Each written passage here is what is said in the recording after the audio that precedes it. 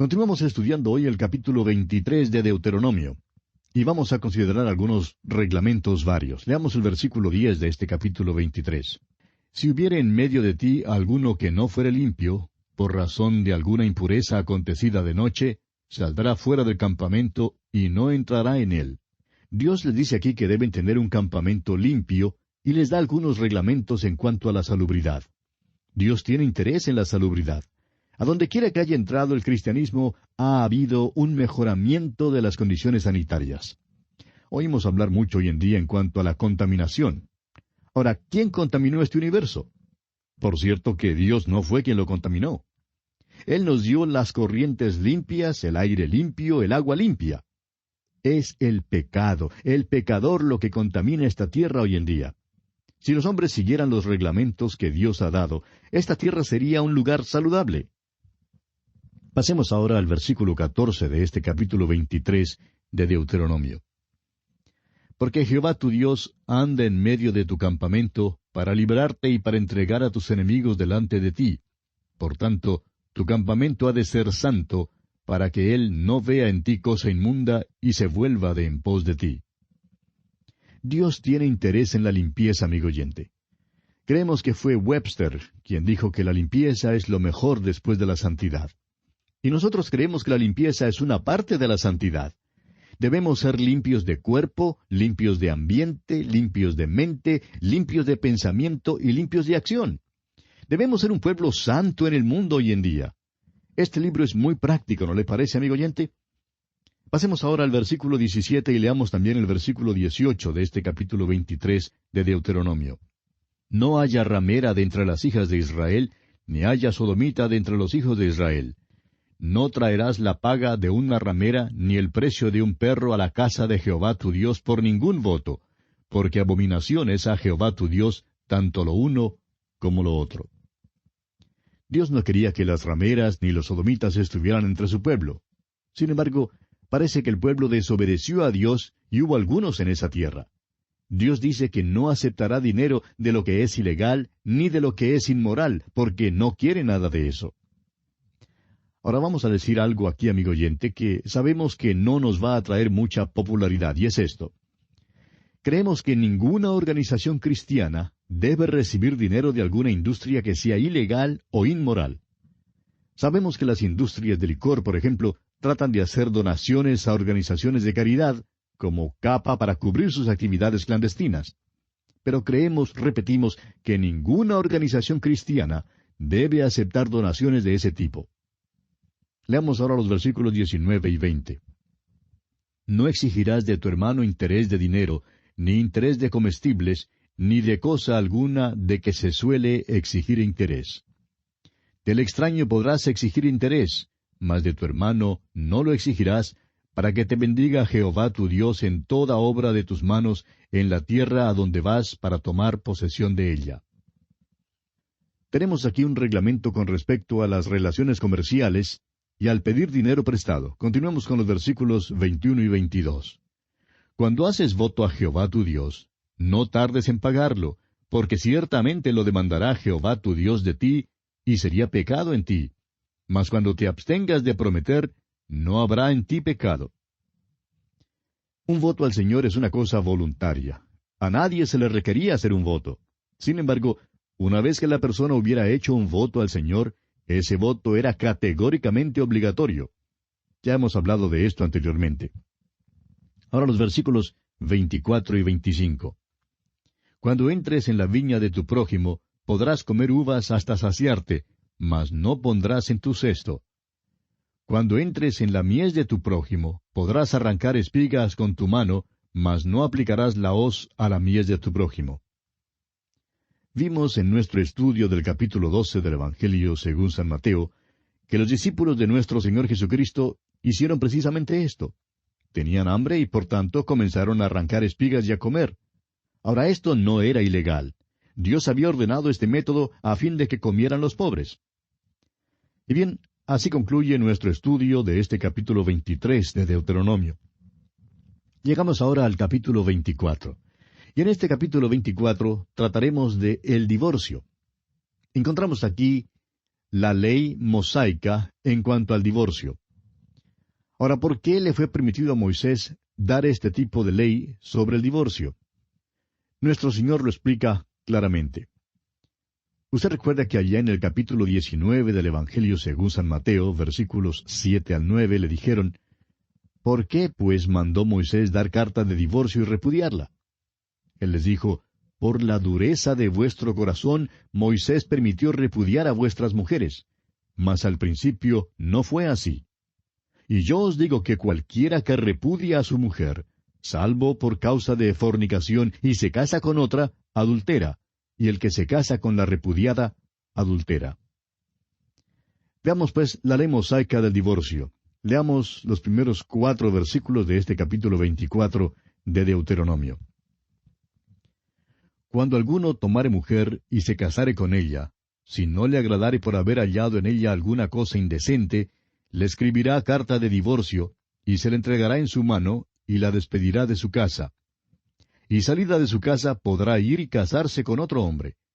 Pero si la aborreciere este último, y le escribiere carta de divorcio, y se le entregare en su mano, y la despidiere de su casa, o si hubiere muerto el postrer hombre que la tomó por mujer, no podrá su primer marido que la despidió volverla a tomar para que sea su mujer, después que fue envilecida, porque es abominación delante de Jehová, y no has de pervertir la tierra que Jehová tu Dios te da por heredad. Esta parece una forma muy fácil de divorcio, ¿verdad? Y así era. Pues si la esposa dejaba quemar los bizcochos, el hombre creía que era razón suficiente para darle una carta de divorcio. Y esta no fue la intención de Dios, como leemos claramente por las palabras de Jesús. La ley fue dada por la dureza de los corazones de ellos. Notará usted que después de un divorcio, el ex esposo no podía tomar nuevamente a su esposa. Dios no está de acuerdo con el cambio de esposas. No debe haber ningún cambio de una a otra. Nuestro Señor dio solamente una base para el divorcio, y esa fue la infidelidad en el matrimonio. Hay alguna especulación en cuanto al pasaje en la primera carta del apóstol Pablo a los Corintios, capítulo 7, y hablaremos en cuanto a eso cuando lleguemos allí en nuestro estudio. No queremos entrar ahora en ese tema, pero probablemente descubre otro motivo o base para el divorcio.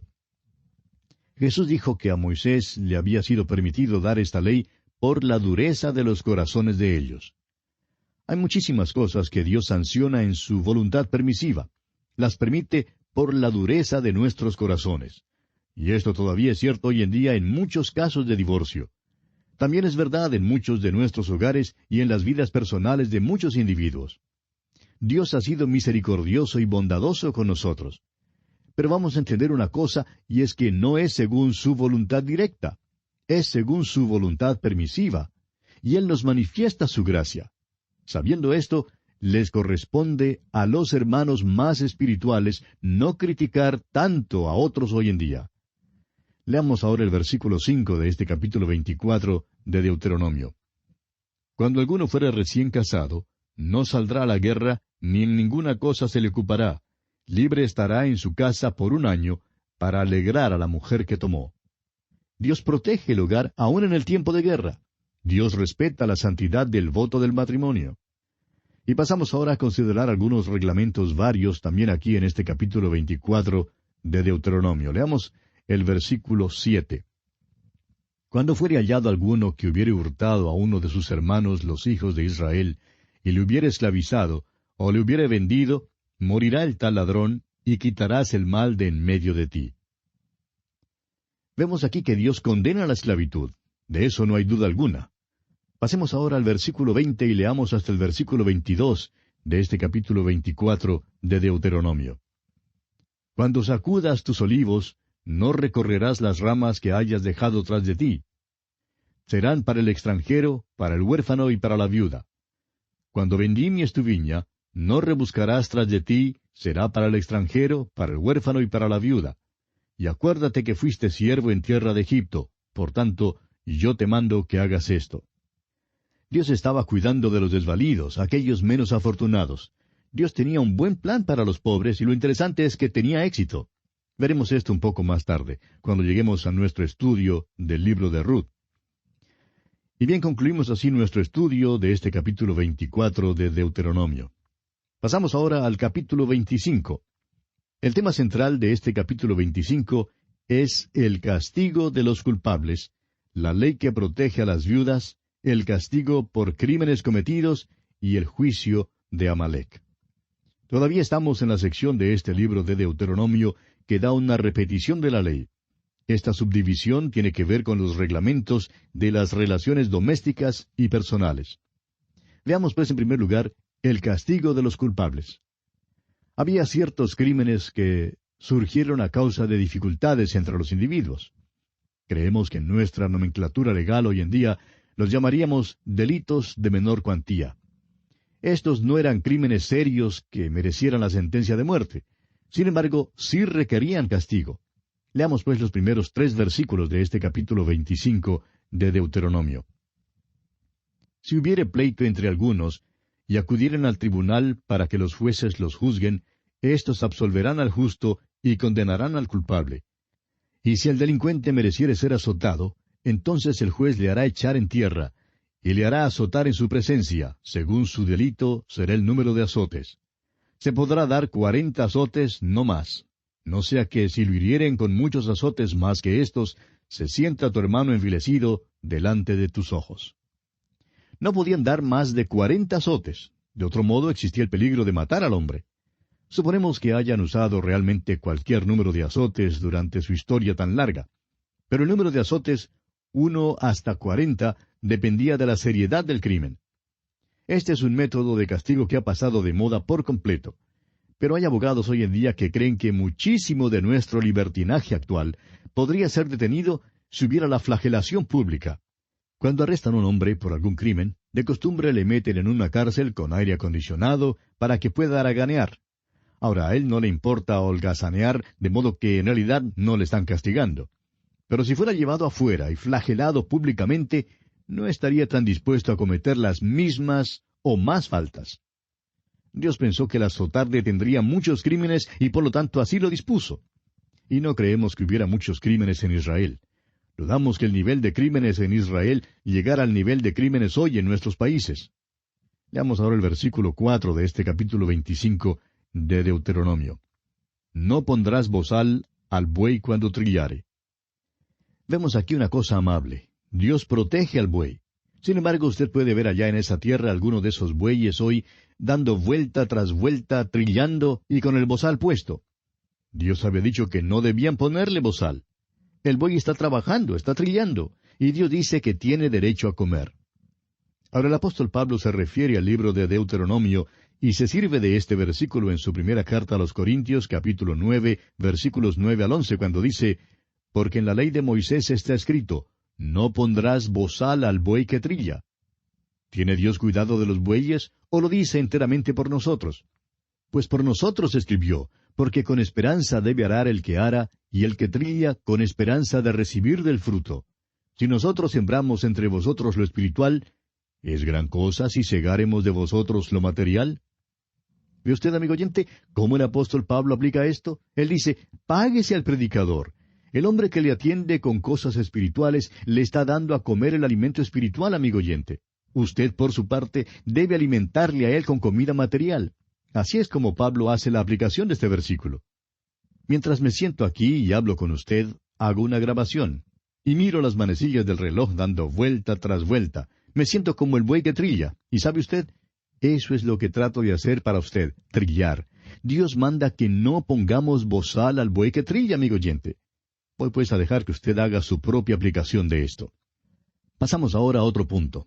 No creemos que Dios no tenga un sentido del humor. Dios tiene una ley aquí en cuanto al cuidado de las viudas. Fue eficaz, como veremos en el libro de Ruth. Pero a nosotros nos parece un poco divertida. Leamos pues los versículos 5 y 6 de este capítulo 25 de Deuteronomio.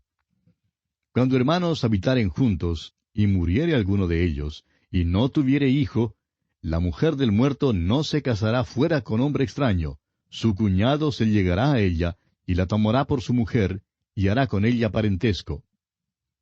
Y el primogénito que ella diere a luz, sucederá en el nombre de su hermano muerto, para que el nombre de éste no sea borrado de Israel. Dios protegía el sexo femenino. Oímos hablar mucho hoy en día en cuanto al feminismo, y es interesante que Dios protegió sus derechos. Debemos recordar que en Israel La mayoría del pueblo eran labradores. La tierra fue repartida entre el pueblo y cada uno tenía su propia porción de tierra. Ahora, cuando un hombre moría, dejaba una granja con todo su trigo y maíz y también sus ganados de ovejas y bueyes. La viuda quedaba con esta granja para cuidar. Vamos pues a suponer que algún hombre de afuera, algún extranjero u hombre de otra tribu, quisiera casarse con ella y así obtener posesión de la tierra. No podía hacerlo porque eso estaba prohibido. No le era permitido a ella casarse con alguien de afuera. Tenemos aquí un caso en el cual la viuda es la que se declara. Lo que debía hacer era ir y exigir que uno de los hermanos de su esposo se casara con ella. Si no tuviera hermano, iría al primo. Y así debía ir al pariente más cercano y declararse pidiéndole que se casara con ella. Continuemos ahora con los versículos 7 hasta el 10 de este capítulo 25 de Deuteronomio. Y si el hombre no quisiere tomar a su cuñada, irá entonces su cuñada a la puerta, a los ancianos, y dirá, mi cuñado no quiere suscitar nombre en Israel a su hermano, no quiere emparentar conmigo.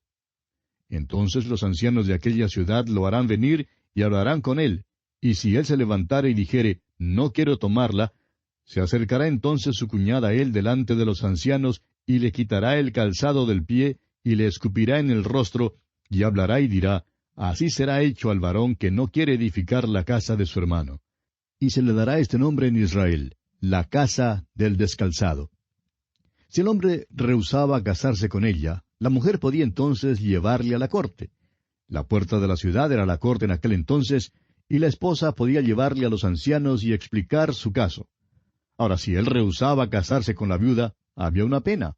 Quedaba deshonrado por no cumplir lo que debía cumplir según la ley.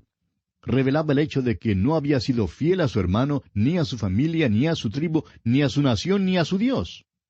El hombre quedaba en deshonra. Tenemos aquí un ejemplo maravilloso de la manera en que Dios protegió a la viuda. Veremos la vigencia de esta ley cuando lleguemos al libro de Ruth. Fue usada eficazmente en ese libro.